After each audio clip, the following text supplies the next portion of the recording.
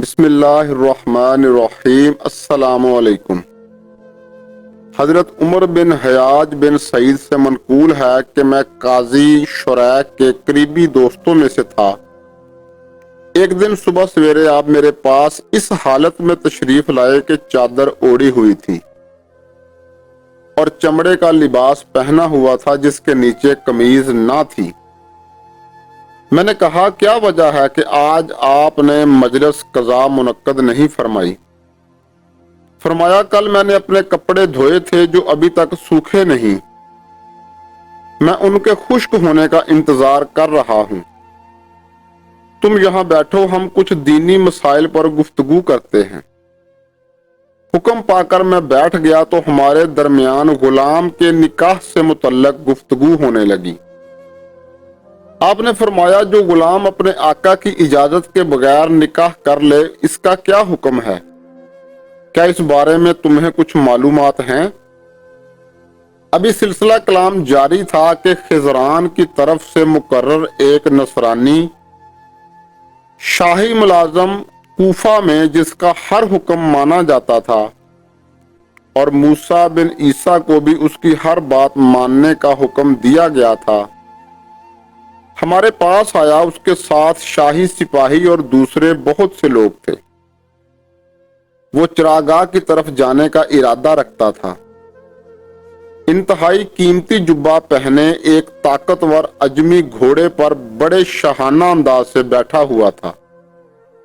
قاضی نے دیکھا کہ ایک پریشان حال شخص ہاتھ جوڑے بڑے درد مندانہ انداز میں پکار رہا ہے، ہائے کوئی میری مدد کرے، میں اولاً اللہ پاک اور پھر قاضی سے انصاف طلب کرتا ہوں۔ اس سائل کا جسم کوڑوں کی مار سے چھلنی تھا۔ نصرانی شاہی ملازم نے قاضی کو سلام کیا۔ قاضی صاحب نے اسے اپنے پاس بٹھا لیا۔ زخمی سائل نے عرض کی میں پہلے اللہ کی پھر قاضی صاحب کی پناہ چاہتا ہوں۔ قاضی صاحب میں کپڑے بنتا ہوں اور میرے جیسے مزدور ماہانہ 100 درہم اجرت لیتے ہیں۔ اس نصرانی نے مجھے تقریباً 4 ماہ سے قید کر رکھا ہے۔ میں سارا دن کام کرتا ہوں لیکن اجرت میں اتنی کم رقم ملتی ہے۔ میں سارا دن کام کرتا ہوں لیکن اجرت میں اتنی کم رقم ملتی ہے کہ بمشکل کھانے کی اشیاء خرید سکتا ہوں۔ میرے گھر والے فقر و فاقہ اور تنگ دستی میں مبتلا ہیں۔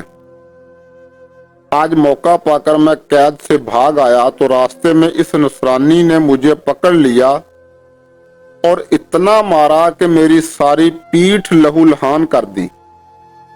خدارا مجھ پر رحم کیجیے۔ مظلوم سائل کی یہ درد بری فریاد سن کر قاضی شریک نے نصرانی کو ڈانٹتے ہوئے کہا، اے نصرانی اٹھ اور اپنے مقابل کے سامنے کھڑا ہو جا۔ نصرانی نے کہا قاضی صاحب اللہ پاک آپ کا بھلا کرے، یہ خضران کے خادموں میں سے ہے اور بھاگ آیا ہے، اسے قید کر لیجئے۔ قاضی شریک نے فرمایا تیرا ناس ہو، جو تجھ سے کہا گیا ہے اس پر عمل کر اور سائل کے برابر کھڑا ہو جا۔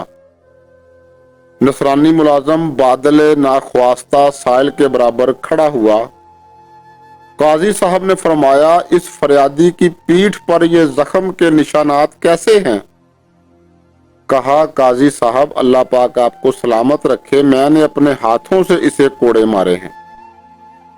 ابھی تو اس کو کم سزا ملی ہے، یہ تو اس سے بھی زیادہ کا حقدار ہے، آپ جلدی سے اسے جیل بھجوا دیجئے۔ یہ سن کر قاضی شریک کمرے میں داخل ہوئے۔ واپسی میں ان کے ہاتھ میں ایک زبردست قسم کا سخت کوڑا تھا۔ آپ نے نصرانی کی پیٹھ پر لگاتے ہوئے کہا، آئندہ تجھے کسی پر ظلم کرنے کی جرت نہ ہوگی۔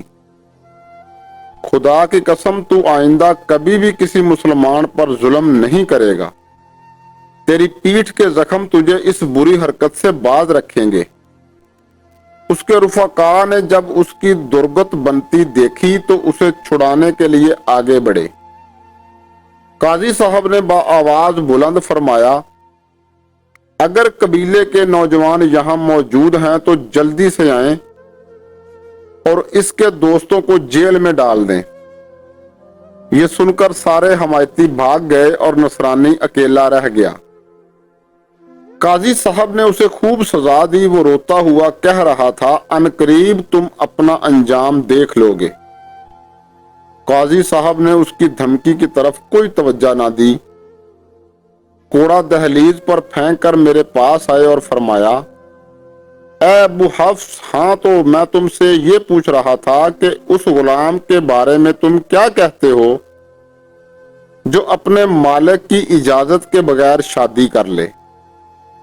काजी साहब इस तरह गुफ्तगू कर रहे थे जैसे कुछ हुआ ही ना हो। नसरानी मार खाकर अजमी घोड़े पर सवार होने लगा तो घोड़ा बिदकने लगा। अब वहां उसका कोई रफीक भी न था जो उसे सवार कराता।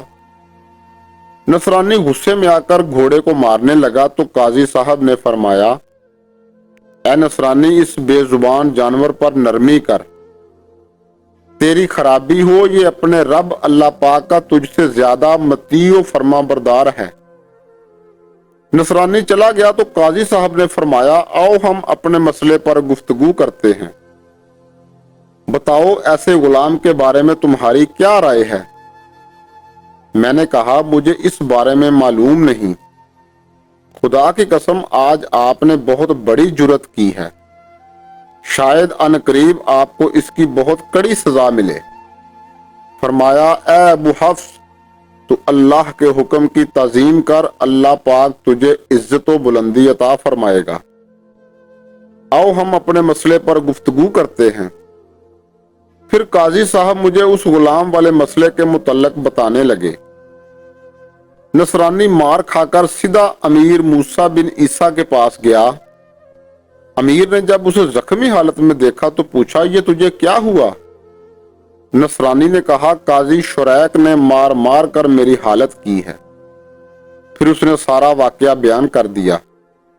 अमीर मूसा बिन ईसा ने कहा, खुदा की कसम, मैं काजी शुरैक के मामले में हरगिज दखल अंदाजी नहीं कर सकता। ये सुनकर नसरानी अपना सा मुंह लेकर बगदाद चला गया और फिर कभी वापस न आया।